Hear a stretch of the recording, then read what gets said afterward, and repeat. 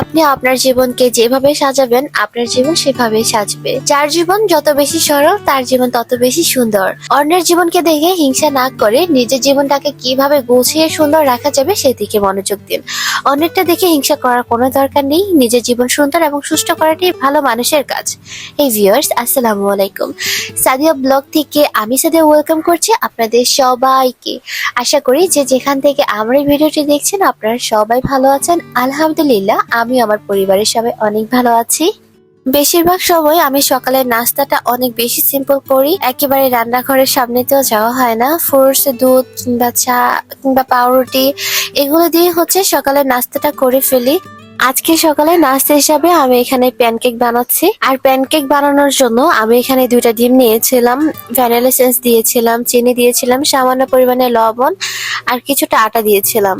এই যে আজকে এত শান্তি করে এত সুন্দরভাবে রান্না বান্না করতে পারছি, এর মেন কারণ আমার ছোট বোন গতকালকে আসছে আর বাবুকে ও আজকে রেখেছে। মিমের কাছে থাকলে আমার ছোট বোনের কাছে থাকলে আমার মেয়ের তো কোনো হুঁশই থাকে না, আমাকে তার মনেই পড়ে না। খালামণির কাছে থাকলে যেন পুরো স্বর্গটাই পেয়ে যায় সে, আর আমাকে তেমন বেশি বিরক্ত করে না। তো এদিকে আমি প্যানকেকটা বানিয়ে নিয়েছি, আলহামদুলিল্লাহ খুব সুন্দরভাবে প্যানকেকটা হয়ে গেছে। আর এখানে আমি একটা নাশপাতি নিয়েছি। সকালে খাবারের মধ্যে এক ধরনের ফ্রুটস থাকাটা খুবই ইম্পর্টেন্ট, আর এটা তো আমি সবসময় রাখার চেষ্টা করি। কিছু কিছু মানুষ আছে যারা স্বার্থের জন্য আমার চ্যানেলটা সাবস্ক্রাইব করে, পরে যখন ওনাদের স্বার্থ পূরণ হয়ে যায় তখন আবার ওনারা কোথায় জানি হারিয়ে যায়, ওনাদেরকে খুঁজেই পাওয়া যায় না। এরকম স্বার্থপর যে মানুষগুলো আমার চ্যানেল সাবস্ক্রাইব করতে আসেন তাদেরকে উদ্দেশ্য করে বলছি, প্লিজ আপনারা আমার চ্যানেল সাবস্ক্রাইব করবেন না। এরকম স্বার্থপর মানুষগুলোকে আমি কখনোই ভালোবাসি না। এখানে জোরের কিছুই নেই। আমার ভিডিওটি যদি আপনাদের ভালো লাগে তাহলে আপনি আমার চ্যানেলটা সাবস্ক্রাইব করবেন, তা না হলে করবেন না। আর এখন যে ব্যক্তিটা আমার ভিডিওটা দেখছেন আমি আপনাকেই বলছি, আমার ভিডিওটা যদি আপনার কোথাও ভালো লেগে থাকে, আপনি যদি আমার চ্যানেলটি এখনো সাবস্ক্রাইব না করে থাকেন তাহলে প্লিজ আমার চ্যানেলটি সাবস্ক্রাইব করে পাশে থাকা বেল বাটনটি ক্লিক করে অল করে দেবেন, এন্ড লাইক দিয়ে ভিডিওটা কন্টিনিউ করবেন আর কমেন্ট করে জানিয়ে দিবেন ভিডিওটা আপনার কোন জায়গায় ভালো লেগেছে। আমি যখনই ফল কাটতে বসি তখনই কোথা থেকে জানি ছোট্ট 2টা হাত চলে আসে। হয়তো আপনারা ভিডিওতে খেয়াল করেছেন, অনেকে হয়তো খেয়াল করেননি। এই যে ফল কাটতে বসে কিংবা কোনো কাজ করতে বসে এই হাত দুটো আমার খুব বেশি ডিস্টার্ব করে আর খুব বেশি ভালোও লাগে। তো আমার ফল কাটা হয়ে গেছে আর এদিকে আমি চা বানিয়ে নিয়েছিলাম। চাটা না খেলে আমার একদমই ভালো কাটে না, দিনটা কেমন জানি একটু এলোমেলো লাগে। আর আজ কিন্তু রং চা না, একটু দুধ চা বানিয়েছিলাম। আর আমাদের বাসাতে স্পেশাল আমার ছোট বোনটা এসেছে, ওনার জন্য একটুখানি এই আয়োজন করেছি। আর এটার একটু মেন কারণ আছে, আজকে একটু ভালো মন্দ একটু রান্না বান্না হবে। তার কারণ আমার ছোট বোনের আজকে জন্মদিন। তো কেক কাটবো না, এটা আমার আব্বু একদমই পছন্দ করে না। কেক কাটা কিংবা বেলুন ফুলানো, একটু মেহমানদের বেশি হইচই, এগুলো আব্বুর পছন্দ না। আব্বুর কথা আজকে যেহেতু জন্মদিন, আজকে একটু আল্লাহর কাছে বলো যেন আল্লাহ দীর্ঘায়ু দান করে আর জীবনটা যেন খুবই সরল সুন্দর হয়। আমি এদিকে সকালের খাওয়া দাওয়া বানিয়ে নিয়েছি আর সবার জন্য খাওয়া দাওয়া রেডি করছি। অন্যদিকে আম্মু দুপুরে খাওয়ার কিছুটা আয়োজন করে ফেলছে, কারণ আজকে দুপুরে একটু বেশি বেশি রান্না বান্না রয়েছে। আর যেহেতু আমার ছোট বোনের জন্মদিন তার জন্যই এত বেশি বেশি আয়োজন। ওর পছন্দের কিছু খাবার রাখার চেষ্টা করেছি যেহেতু ওর আজকে জন্মদিন। আর ভিউয়ার্স, আপনারা সবাই দোয়া করবেন আমার বোনের জন্য, আমার বোনের জীবনটা যেন খুবই সুন্দর কাটে আর খুবই সুন্দর হয়। জীবনে যেন বিপদ আপদ আসবে এটা স্বাভাবিক, কিন্তু আল্লাহ যেন সব বিপদ থেকে রক্ষা করার তৌফিক দান করে। এই তো আমি এখানে নাস্তাটা পুরো রেডি করে নিয়েছি।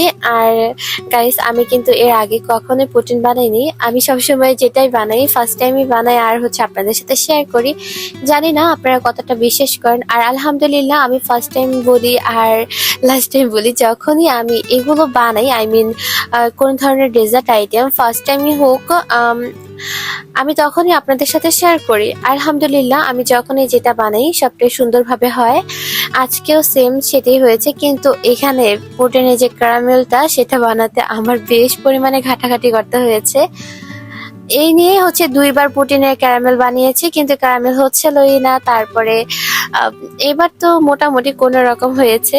তো সকালের নাস্তাটা আলহামদুলিল্লাহ করে ফেলেছি। এদিকে নাস্তা করতে বসেছি, ঠিক আছে। তো আমার ছোট্ট ওই যে সোনামণি দুইটা হাত, ও কিন্তু এসে বারবার সবকিছু ধরার ট্রাই করছে। তারপর ওর হাতে কিছুটা দিয়েছি, না সে আমার প্লেট থেকে কিংবা নানু আপুর সবার প্লেটের মতন ওনার প্লেট চাই, মানে ওনার এক্সট্রা করে একটা প্লেট লাগবে।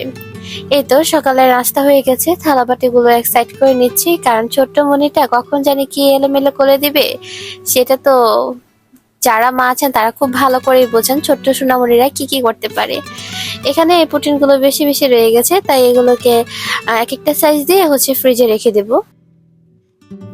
সকালে নাস্তা শেষ করে সব কাজকর্ম শেষ করে বেশ কিছুটা সময় রেস্ট নিয়ে এখানে দুপুরে রান্নার আয়োজন করছি।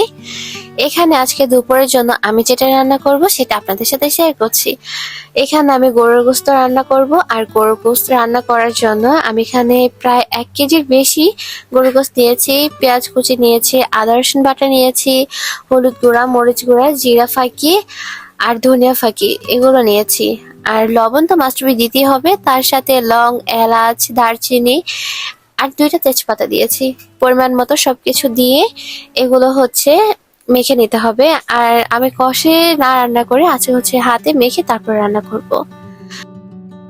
এভাবে হাতে মেখে একদিন বাসায় ট্রাই করবেন, আই হোপ আপনাদের সবার কাছে ভালো লাগবে।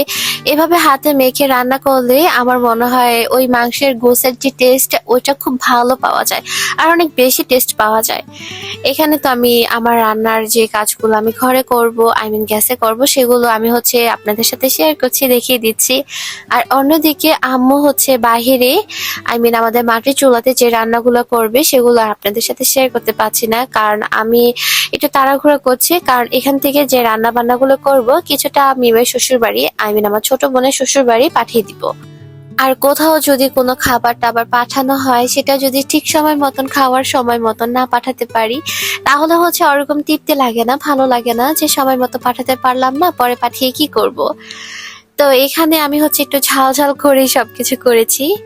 আমার গরুর গোশত মাখাটা প্রায় হয়ে গেছে, তো এটাকে আমি প্রেসার কুকারে দম দিয়ে দিয়েছি। আর প্রেসার কুকারে রান্না করলে অল্প সময়ের মধ্যে গরুর গোশতগুলো খুবই নরম হয়ে যায়, আর আমার মনে হয় এভাবে রান্না করলে খাবার টেস্টটা ভালো লাগে।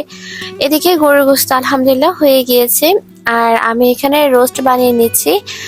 আর আমি আপনাদের কাছে অনেকগুলো ভিডিওর মধ্যে দেখাতে পারিনি কিভাবে কি করেছি। নেক্সট ব্লগে আপনাদের সাথে ইনশাআল্লাহ শেয়ার করব। আর আমি একটু তাড়াহুড়ো করছিলাম যে বোনের শ্বশুর বাড়িতে এগুলো পাঠাবো, এজন্য অনেকটা ভিডিও কাট করতে হয়েছে আমার। আর ভিডিও বেশি লং হয়ে যায়, এজন্য আমি কাট করি, একটু শর্টকাট করি, যাতে করে আপুরা দেখার পরে বিরক্ত না হয়ে যায় এত বড় ভিডিও কেন দেখবো। আর আমার ভিডিওটা কোথায় ভালো লেগেছে এটা আপনাদের কাছে আমার প্রশ্ন। অনেক আপুরাই বলে যে আপু আপনার ভিডিওটা লাইক দিয়ে দেখে নিলাম, আসলে কি দেখে নাকি শুধু কমেন্ট করেই আপুরা চলে যায়। আমি এরকম প্রশ্ন রেখেছি এই কারণে যে আপুরা আমার ভিডিও দেখে কিনা সেটা বোঝার জন্য। তো আলহামদুলিল্লাহ এদিকে আমার রান্না বান্না প্রায় শেষ, ওদিকে আম্মুর রান্না বান্নাও শেষ। তো ভিউয়ার্স, আপনারা সবাই ভালো থাকবেন, সুস্থ থাকবেন, আমাদের জন্য দোয়া করবেন। আসসালামু আলাইকুম, আল্লাহ হাফেজ।